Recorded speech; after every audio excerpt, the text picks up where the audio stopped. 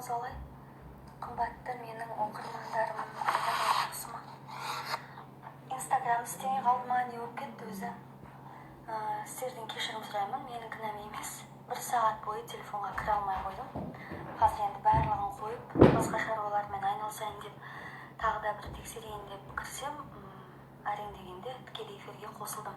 Бәріңізде осындай проблема болды ма, жоқ әлде менде ғана ма? Енді мына телефонды ауыстыру керек па, әлде Инстаграмды жөндеу керек па? Вроде бы Инстаграмды жөндеді. Сондықтан менде қазір сәл бір кішкене проблемалар болып тұр. Енді бұл да бір сынақ шығар. Сториға кез келген нәрсені жариялай алмай қалам, пост шығара алмай қалам. Сөйтіп кішкене қолым қысқарып қалды. Қалдарыңыз қалай, денсаулықтарыңыз жақсы ма? Бүгін қандай тақырып болады? Дұрыс емес, иә? Бүгін мидағы мусор деп бағана жариялаған тікелей эфирдің тақырыбын. Бірақ өзімнің миымда мусор көбейіп кеткен сияқты бағанадан бері 1 сағат бойы Инстаграмды жұмыс еткізе алмай.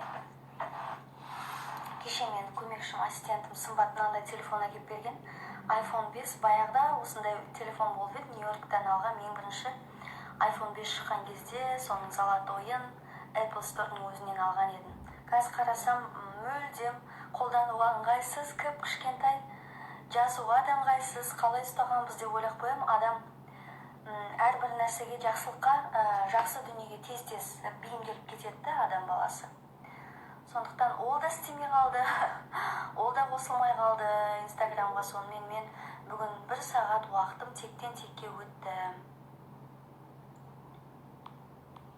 Істемей қалды, иә? Онда барлығымыз да істемей қалған екен. Интернет дұрыс жасамай қалды ма, не болып жатыр өзі? Жарайды. Бүгінгі тақырып мидағы мусор деп аталады. Я сағындырып шықтым, әйтеуір бәріңізге жалынды сәлем. Өзім анда-мұнда қаңғырып кеттім ба? Анда-мұнда жүріп, өзіммен оңашада жүздесе алмай кеттім. Шымкенттен келіп, енді кішкене демалып алайық деп уақытты қарасам, уақыт деген 15-не таяп қалыпты. Келесі аптада Ақтөбедегі авторлық тренингім өтеді. Құдай қаласа, қазіргі уақытта тіркелу жүріп жатыр, сондықтан сіздерге тағы да бір құлақдар етемін. Ақтөбелік қыз-келіншектер, жалпы Атыраудағы, Оралдағы қыз-келіншектер, Батыстағы қыз-келіншектер болса, осы 15 шілдедегі менің авторлық тренингімнен қапы қалмаңыздар. Батыста соңғы рет осы тақырыппен соңғы рет өткіземін. Сондықтан бәріңіз келіңіздер, мен сіздерді күтемін. Әдетте менің тренингтеріме тек қана бір қалада өтсе, сол қаланың ғана тұрғындар емес, жан-жақтан келеді. Әсіресе мына Шымкентте өткен авторлық тренингке республиканың көптеген облыстарынан, қалаларынан адамдар келді. Соның ішінде Павлодар облысы, Қостанай облысы, Астана, Алматы, Қызылорда, Ақтөбе, Тараз, тағы да қай жақ, Атырау, Ақтау, көптеген Талдықорған, көптеген жерлерден қыз-келіншектер келді. Барлығыңызға көп рахмет, Шымкентке рахмет, тағы да айтам, өте жақсы өтті деп ойлаймын. Енді әрине кемшілік ханның қызында да болады, кемшіліктер кездеседі. Дегенмен де бұл да бір деңгейге көтерілуімізге, бұл да бір баспалдақ төселді деп үміттенемін. Міне Ақтөбеге жаңа өзеннен келген, даже Семейден, сосын Өскеменнен келді, Аягөзден келді. Сол келген қыз-келіншектерге мен ризамын.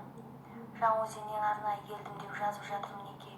Жадыра, көп рахмет. Кішкентай бөпесімен келді. Рахмет. Жаңа очкиім, рахмет за комплимент. Кішкентай бөпе, 4 айлық бөпемен келіп, бесігімен, көрдіңіздер ғой, менің парақшамнан бесігімен келді. Сол қымбатты ханымдар, Шымкентте менің ешнәрсеге қарамастан бақытты бол. Қыздар, мен талисман сан, ешнәрсе есептемеймін, мен нумеролог емеспін. Шымкенттегі суреттерді selfie.kz сайтынан жүктеп аласыздар. Өздеріңізге жүктеп алыңыздар, сіздерге естелік болсын. Өте жақсы сайт, бүкіл республикаға сіздердің суреттеріңіз қазіргі уақытта көрініп жатыр. Содан көшіріп алыңыздар. Ақтауда мен өткізіп кеттім. Құдай қаласа YouTube-тан канал ашамын. Бәріне бірдей үлгере алмай жатырмын. Ол ойымда бар. жүріп алатын сондай бір кішкене жаман қасиетім бар. Барлығын тез істегім келеді. Кейде аламда барлығын тез істеп тастаймын, кейде кішкене созып жүріп қаламын. Уақыты келген кезде ашамын. Ақтөбедегі өтетін ақ журналдары болады, журналдарын жеткізеді. Және кошелек, әмиян, сол сіздер барлығыңыз шуылдап жатқан сол әмияндар болады. Оның барлығын менің көмекшім Сымбат, менің ассистентім, афишада телефоны жазылып тұр, сол афишаны сол үшін істеттім. Сіздер қосымша ешқандай да артық сұрақ қоймай бірден хабарласын деп. Сымбат сіздерді тіркейді, содан кейін барып сіздерге бөледі. Сондықтан маған жекеге кошелек және журнал туралы бөлек жазбай қойыңыздар. Оның барлығын Сымбат өзі реттейді. Сондай-ақ Сымбатқа телефонмен звондап ала алмасаңыздар, онда WhatsApp-қа жазыңыздар. WhatsApp-ты ол міндетті түрде ашып жауап береді. Мен оған әрбір минут сайын хабарласып ұрсып отырмын. Жауап бер деп. Тікелей эфир қазір сақталса сақтаймын. Астына не жазамыз? Барлығы жазылып тұр ғой деймін Анара. Астына жаңағы репост соны алып қоясыздар. Сол тексті қоясыздар. Енді оның барлығы жазылып тұр ғой. Рахмет, Гүлжан ханым, көп рахмет сіздерге. Алматыдан журналды қалай аласыздар? Алматыға Әмір ханымның өзіне хабарласасыздар. Мен Алматыда тұрмаймын ғой. Шымкенттегідей таласпайды деп ойлаймын. Ол жерде кішкене бір түсініспеушіліктер болды. Атақ барлығы жақсы. Сіз бір бағдарламаны жүргізетін едіңіз ғой, сізді басында танымаппын. Шетелде қазақ балалары бағдарламасы. Қызықты әңгіме айтыңызшы. Қызықты әңгіме. Сізге қазіргі айтып жатқан әңгімем қызық емес болса, басқаларға қызықты болып жатыр. Қазір енді бастаймыз, Құдай қаласа. Сол бірінші семинарларыма сіздерге айтып өттім. Кошелек журнал қазір менде жоқ, маған жекеге жазып әуре болмаңыздар. Келген кезде Атырау ханымдарына мен айтамын. Менде әмиян жоқ. Ақтөбеге алып барамыз, Ақтөбеге жібереді. Қазіргі уақытта жоқ. Ақтөбеде өтетін тренингте кошелекпен журнал болады. Ал енді қымбатты ханымдар, мен кішкене өшіре тұрайыншы комментарийді. Комментарийді өшіре тұрайын. Қымбатты ханымдар, бүгінгі тақырып Мидағы мусор деп аталады. Мидағы қоқыс. Біз күнделікті таңертең тұрғаннан кешкі жатарға дейін миымызда үлкен бір қазанда қоқыстың барлығын мусорный бак деп елестетіңіздерші. Басымыздың бір жерінде орналасқан мусорный бакта күні бойғы тек қана сол күнге емес, өткен өмірдегі ситуациялар, өткен өмірдегі түрлі жағдайлар, өткен өмірдегі реніш, өкпе, тағы да басқа дүниелердің барлығын қоқысын толтырып аламыз да, сонымен бірге күні бойы жүреміз, содан кейін барып ұйықтаймыз. Ұйықтаған біз қайтадан тұрамыз, қайтадан ол қоқыстың үстіне қоқыс үстіне тастала береді. Үйдегі қоқысты бір күн далаға лақтырмасақ, мусор ол шірейді, жағымсыз иістер шығады, үйіміз бүлінеді, үйімізде өте аурамыз ластанады, ол үйде тұру мүмкін болмайды. Баяғыда бір сюжеттер болып еді, өзінің үйіне тек қана қоқыс жинайтын адамдар туралы. Бір кемпірлер болатын, үлкен кісілер, орыс ұлтау деймін, Алматыда үйлеріне тек қана қоқыс жинайтын. Сондықтан да сол қоқысты біз үйге ғана жинамаймыз, біз сол қоқысты басқа да жинаймыз. Үйдегі қоқысты біз көзімізге көрініп тұрады, біз алып лақтырамыз, ал басымыздағы қоқыс көбінесе көзімізге көрінбегендіктен біз оны лақтыруды, тазалауды ұмытып кете береміз. Соның салдарынан біз өзіміздің мақсаттарымызды анық көре алмаймыз. Бізге келе жатқан несібені, бізге келе жатқан жақсылықты көре алмай қаламыз. Бізге келе жатқан мүмкіндіктерді көре алмай қаламыз. Бізге келе жатқан дауысты ести алмай қаламыз. Біз өзіміздің тіпті сол қоқыстың барлығы жиналып, қатталып, жүректің бәрін қаптап тастаған соншалық біз тіпті өзіміздің жүрегіміздің үнін, өзіміздің іштегі даусымызды ести алмаймыз. Сондықтан да бірінші кезекте күнде осы баста қоқыстардан арылып, кішкене үйрену керек, өйткені болмайды. Мысалы, маған дерекке түрлі хаттар келеді. Бір мәселені айтып келе жатады да адамдар, осындай жағдай, мынандай проблема деп айтып келе жатады да, одан басқа тағы да өте көп проблеманы қосып қояды. Маған бір ғана сұрақ бойынша міне, мысалы, менде мынандай. Осыған сіз не айта алар едіңіз? Бір ғана емес, бір ғана проблема басында үлкен зорайып, сол проблема көрініп келе жатады да, бір кезде ол проблемаға қаншама информациялар жалғанып, қаншама мусор жалған, ең соңында оның қай сұрағына жауап берерімді білмейді. білмейсің. Сондықтан қымбатты қыз-келіншектер, маған сұрақ қоятын кезде нақтылап бір ғана сұрақтарыңызды қойыңыздар. Және мен ол сұраққа ұзақ жауап бере алмаймын. Ұзақ жауап мен әрқайсыңызға ұзақ жазып отыратын болсам, онда менің уақытым жетпейді, және мен сіздерге қажетті постты да жазып үлгермеймін, және менің көп энергиям шығындалады. Сондықтан мен сіздерге жүрек жіберем, не болмаса жүрек жібергенім, мен бұл туралы айтамын, не болмаса сіз өзіңіз тағы ізденіңіз деген сөз. Хэштегті жазсам, сол хэштег бойынша сілтемеден өтіп, сол информацияларды оқыңыздар деген сөз. Ал егер мен сізге боже мой, басыңызда мусор көп деген сөз. Бір қызға солай жазып жібергем, сол менен сұрап жатыр, бұл не означает деп. Тағы да кеше бір қыз жазды, өмірге ешнәрсе бақытты етпейді мені, ешнәрсе жоқ, в общем, қараспанды төндірген. Мен оған жаздым, сіздер оқыдыңыздар ғой сторida, аяқ қолың бар ма деп. Ол айтты, аяқ қолым бар деп. Онда сен ең бақытты адамсың деп жауап берді. Болды, басқа ешқандай сұрақ жоқ. Керекті барлық мусорды тастап алдыға қарай жүру керек. Қымбатты ханымдар, сіздердің өмірлеріңізді ешкім өзгерте алмайды, және сіздердің бастарыңыздағы мусорды ешкім тазалай алмайды. Сіздердің бастарыңыздағы мусорды ең мықты коуч, ең мықты психолог, ең мықты мотиватор, ең мықты философ, тағы да басқасының анаңыз, әкеңіз, жақын туыстарыңыз керек. Әркім өзінің басындағы қоқысты өзі тазалап үйрену керек. Сондықтан анау не, мынау не деп сұрай бергенше кішкене өздеріңізге үңіліңіздер. Бұндай жағдай менде неліктен туындауда? Бұл жағдай мені неге үйретуде?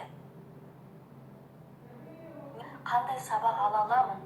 Осы негатив, осы негативте позитив бар ма? Осы негативтің бір жақсы, жарқын жағы бар ма? Осылай алыңызда, ойыңызда айта алмасаңыз, оны алып қағазға жазыңыз. Осы қазір міне, мынандай жағдай, суреттеңіз қазіргі жағдайыңызды, Енді осы жағдайда мен қалай шыға аламын? Бұл жағдай маған неліктен берілуде? Және бұл ситуацияның, бұл жағдайдың, негатив жағдайдың позитив тұсы бар ма? Қандай позитив таба аламын? Бұл маған не үйретуі мүмкін? Бұл арқылы мен бойымдағы қандай қасиетті жөндеуім қажет? Алла тағала маған не айтқысы келеді? Мен қай жерде нені дұрыс істемедім? Мен кімге қандай сөз айттым, артық сөз айттым? Мен кімді кешірмедім? Мен кімге жаман дүние істедім? Мен кімді саттым, не болмаса мен кімді қараладым? Осылай анализ беріңіздер. Өйткені Вселенная, ғаламдық күштер бізді тектен-текке сынай бермейді. Ал біздің көптеген оқырмандарым болса, менің бір нәрсенің үстіне бір нәрсені жамап айта береді. Сондықтан да сөйтіп көптеген проблеманы жамап айтқандарыңызға мен нақты жауап бере алмаймын. Және бұл да менің басымда болған, мысалы, бірнеше мақсат болады адамда, бірнеше ситуация. Сен сол ситуацияның қайсысы жағынан шығатыныңды білмейсің да, жұмыстағы дүние, сен жұмыста бір белгілі бір межеге шыққың келеді, белгілі бір жетістікке шыққың келеді. Жеке бастағы мәселе, одан кейін барып тағы да өзіңнің рухани ізденістерің, не болмаса өзіңнің хоббиің, не болмаса саяхат, не болмаса тіл үйрену, тағы да басқа шетелге оқуға түсу деген сияқты. Мен өзім есімде бір адамға сондай сұрақ қойған кезде сондай төпелетіп қойып едім де, ал мынаушы. Қазір мен сіздер маған жазған хаттан сол бұрынғы өзімді көремін. Мен де сондай болғанмын. Мен сол дүниеден шыға алдым, сіздер де содан шыға аласыздар. Егер сіздер өздеріңізбен жұмыс істесеңіздер, тек қана өздеріңізбен жұмыс істеу керек, тек қана практика, күнде. Ал сіз өзіңізден өзіңіз, мен жанардан сұрай салам, анадан сұрай салам, мынадан сұрай салам деп ешқандай мәселені шешпейсіз. Сондықтан бастағы қоқысты тазалау үшін ең бірінші кезекте жаңағы мен айтқан сөздердің барлығын жазып, соларға жауап жазасыз. Және тағы да мынандай практиканы істейсіз. Мен бұдан ары қарай не істеуім керек? Алла тағала маған көмек берші. Мен бұған дейін де айтып жүргем. Что мне делать дальше? О, Господь мой Всевышний, Аллах, дай мне понятие, что мне делать дальше? Осылай айтасыздар. Одан кейін барып бастағы мусорды тазалау үшін бірінші үйдегі мусорды тазалаңыздар. Үйде қай жерлерде қандай мусор жатыр, қандай істі бастап, содан кейін барып оны аяғына дейін тастамай кеттіңіз. Соның барлығы жиналып, сіздің денеңізде де блок болады, эмоционалды блок болады, үйіңізде де блок болады, барлығы қосылып сіздің ешқандай да арман мақсаттарыңызды жүзеге асырмайды. Сондықтан үйдің барлығын тазалаңыздар, үйдің барлығын қоқыстан тазартыңыздар, ескі заттың барлығын тастаңыздар. Ескі затты тастайтын кезде міндетті түрде рахмет маған қызмет еткеніңе, енді қазір басқа адамға қызмет ет деп беріңіздер. Басқа адамға өздеріңіздің заттарыңыз, киімдеріңіз болса, бір кішкентай сіз басқа тағатын невидимканы қимай тұрсаңыз, онда сіздің оның орнына ешқандай бір жақсы асыл зат келмейді. Сондықтан өзіңізге қатты қажетті деген затты қалдырыңыздар, өздеріңізге ұнайтын затты қалдырыңыздар, және өздеріңізге ұнамайтын заттан тезірек арылыңыздар. Кейде болады, өзіңе ұнамайды, бірақ ол қымбат зат, иә. Өткенде мысалы менде бір картина болған, енді жақсы картина, бірақ соны сыйлаған адамдарда кішкене бір негативті сездім мен. Негатив болмаса да, енді сондай бір ситуация дұрыс болмады, сондықтан мен ол картинадан тезірек арылғым келді. Бірақ ол картина менің үйімде біраз тұрды. Маған сол картинаны сыйлаған адамдардың сол кездегі эмоционал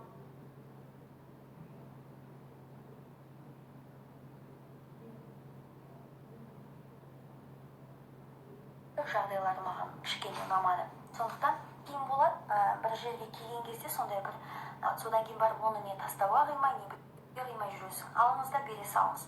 Бірақ соны беретін кезде рахмет маған қызмет еткеніне, енді осы адамға жақсылық әкел, енді осы адамға қызмет ет деп беріңіздер, иә. Міндетті түрде солай айтыңыздар. Не болмаса, кейде мынандай да техника болады, затты беретін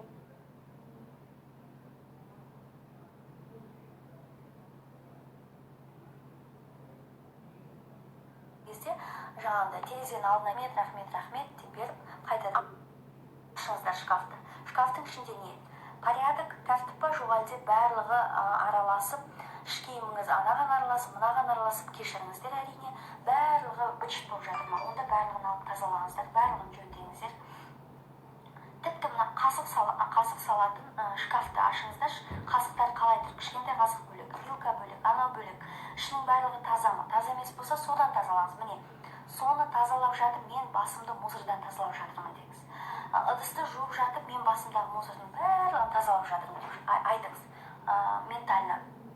Мен ішімдегі бүкіл қоқсықты, ішімдегі бүкіл запыранды, ішімдегі барлық жаман негативтің барлығын осы ыдыспен жуып тазалап жатырмын. Менің ішім тазалануда, менің басым тазалануда, менің басымда тек қана жарқын ойлар, менің басымда тек қана күшті ойлар. Міне, осы жұмыстың барлығын істеу керек.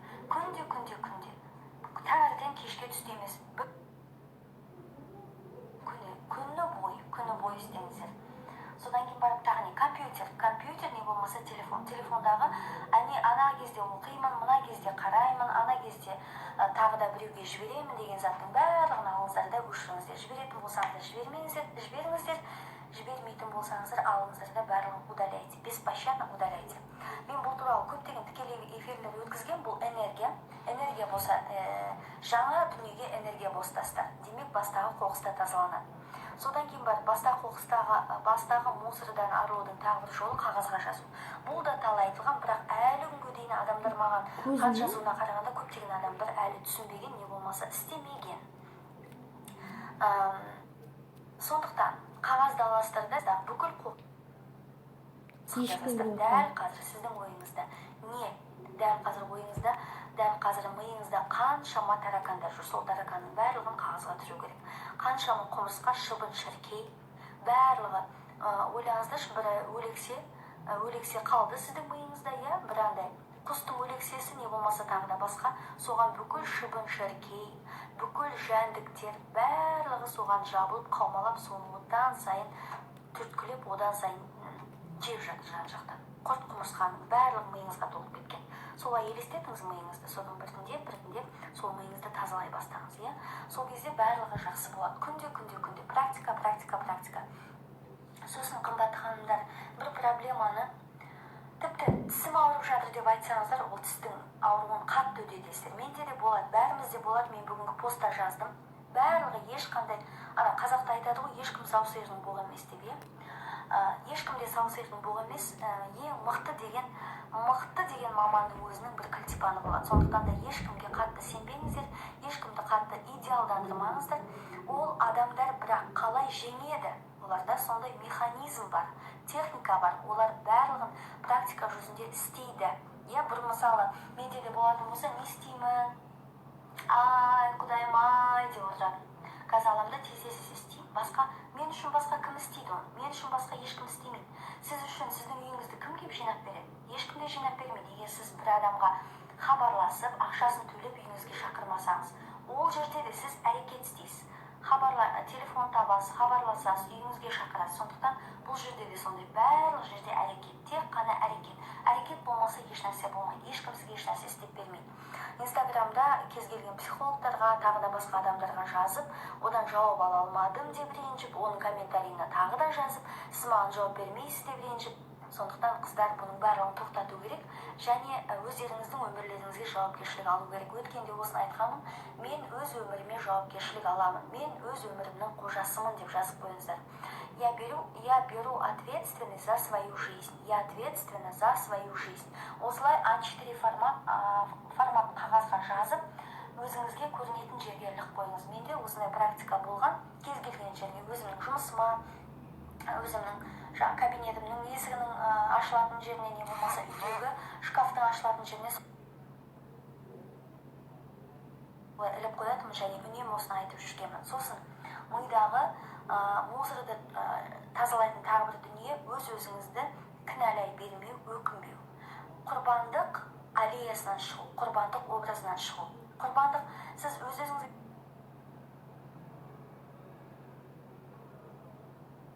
жашайтын информациялардың бәрін көбейте береді.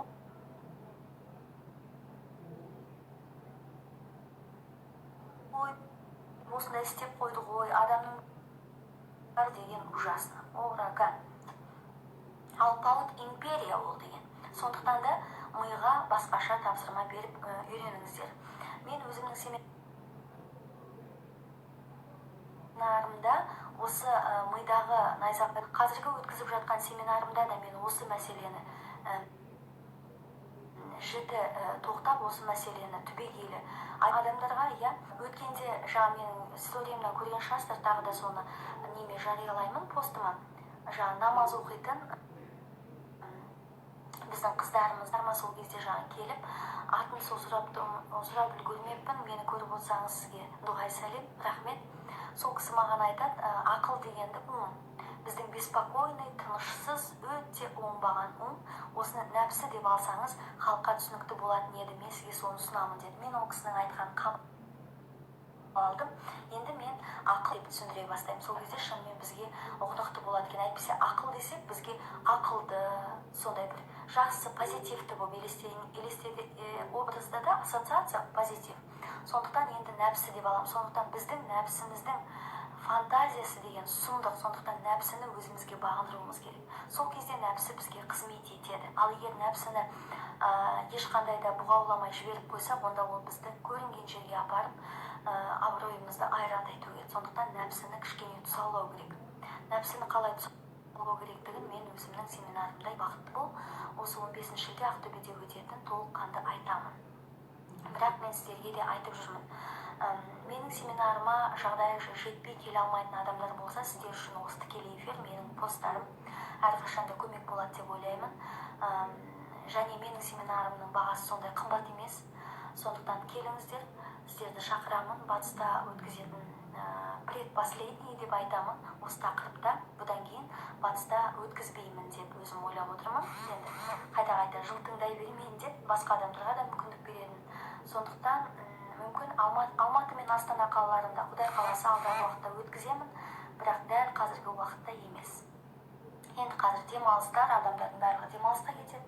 Сондықтан әзірге тоқтата тұрамын.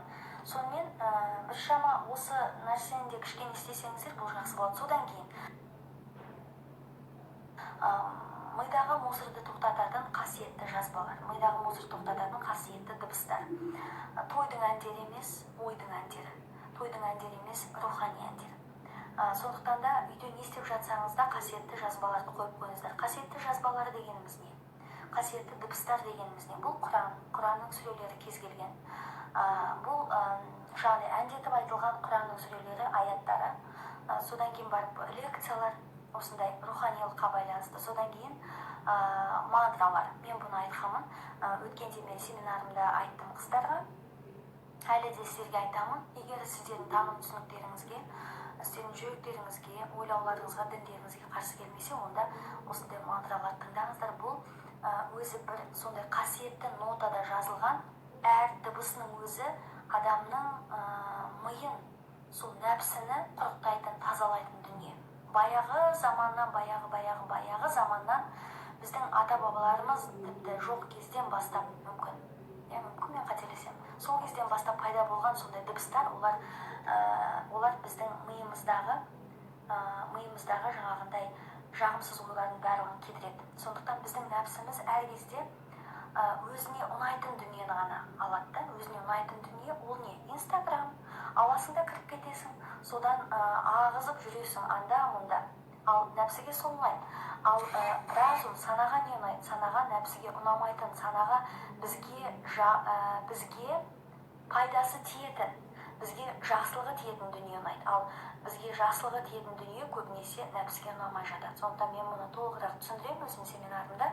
Әзірге қымбатты оқырмандарым, осы мен айтқан дүниелерді істесеңіздер, алдағы уақытта тағы да көптеген техникалармен бөлісемін. Мен өзім көріп жатырмын, семинарда да айтқанмын. Бүгін сіздер естіген дүниені өз парақшаларыңызда бөлісіп, және соған қатты мұқтаж адамдарға айтсаңыздар, демек бұл информация, бұл ілім, бұл информация, бұлардың бәрін мен ойлап тапқан жоқпын. Бұның барлығы бізге келіп жатқан информация ағыны. Сондықтан бір-біріңізбен бөліскен сайын, сіз өзіңіздің біліміңізбен, іліміңізбен бөліссеңіз, сіз автоматты түрде дана адам, философ болып саналасыз. Сондықтан да біздің елімізде философтар көп болсын, информациямен бөлісіңіздер.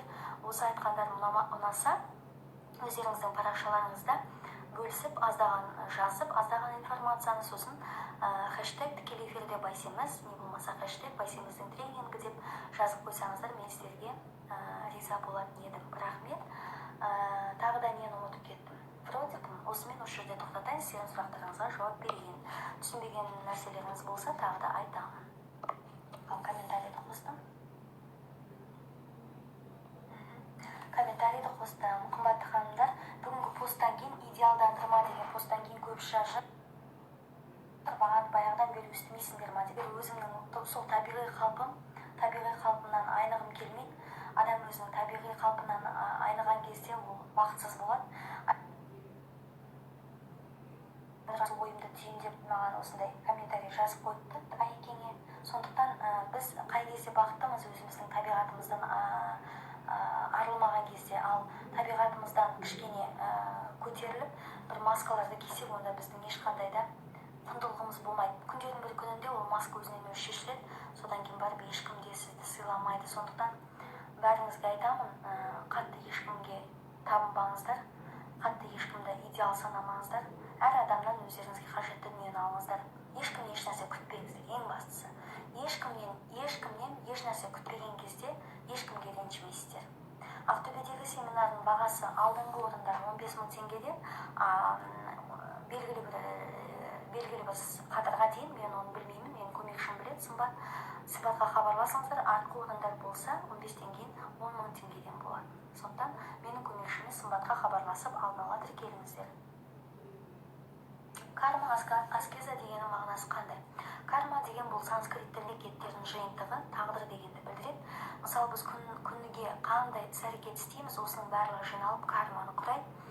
Сол өзіміздің күнделікті істеген іс-әрекеттеріміздің жақсылығына, жамандығына байланысты біз жауап береміз. Бұл дүниеде жауап бермесек, о дүниеде жауап береміз. Сондықтан карма деген өзі бір қиын дүние.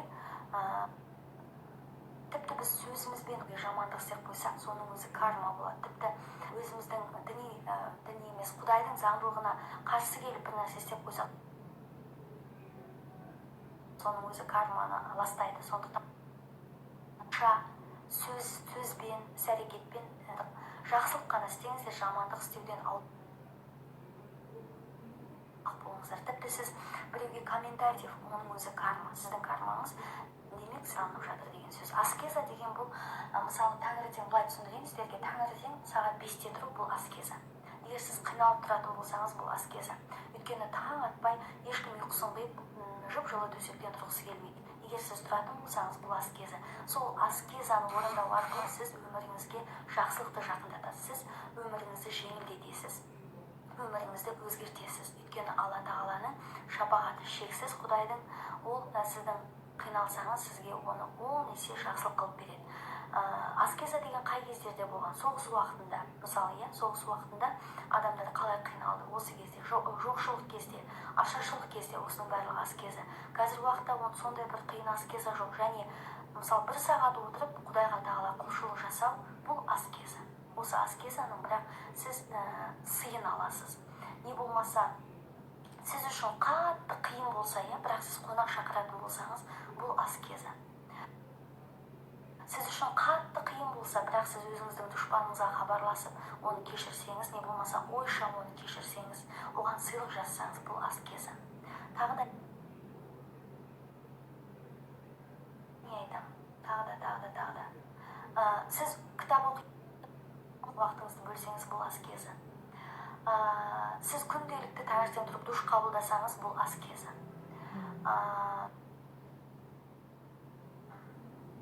Тағы да не? Осы не? Шамамен осы, түсінген боласыздар. Аскезаның түрі өте көп. Қыздар, жалқаулықтан қалай арылуға болады? Мен түсінбеймін. Жалқаулыққа байланысты қымбатты ханымдар, сіз жалқау болсаңыз, онда сізде мақсат жоқ деген сөз. Онда сізде арман, мақсат жоқ. Мақсат болмағандықтан сізде жаңағы мен айтқан дүниелерді істеңіз. Сіз бірінші миыңызды тазалаңыз, басыңызды тазалаңыз, жүрегіңізді тазалаңыз.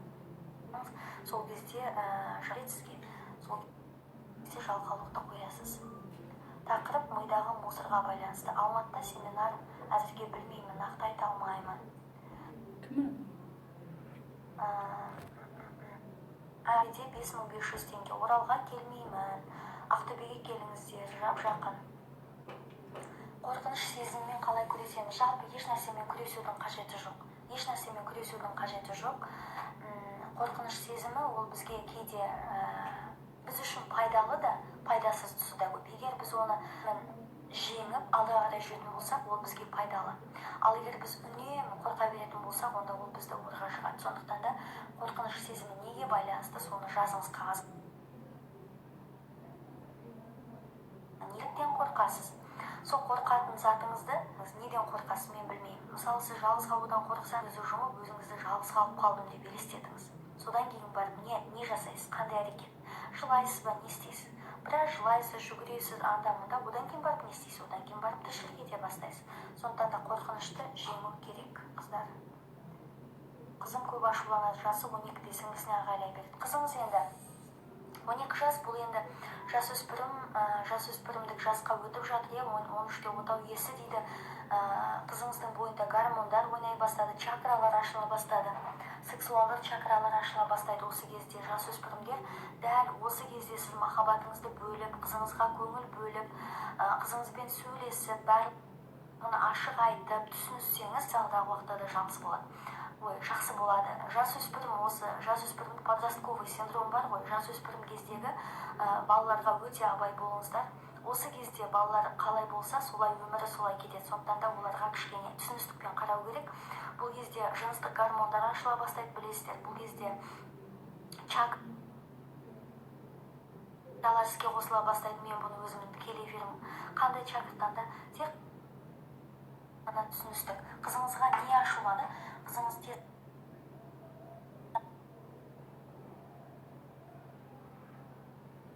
ашулана берсе, онда оның жүйке жүйесі тез.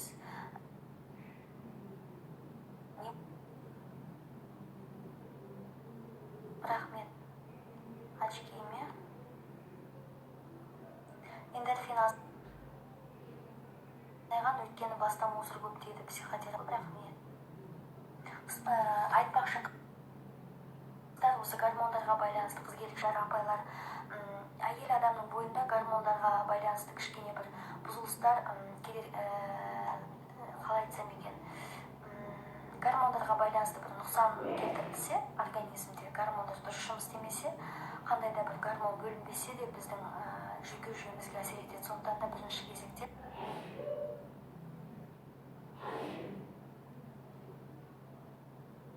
эндокринологқа барып гормондарын тексертіп алыңыздар. Үнемі қорқынғандай келеңсіздіктер болып, үнемі ашулана гормондарыңызды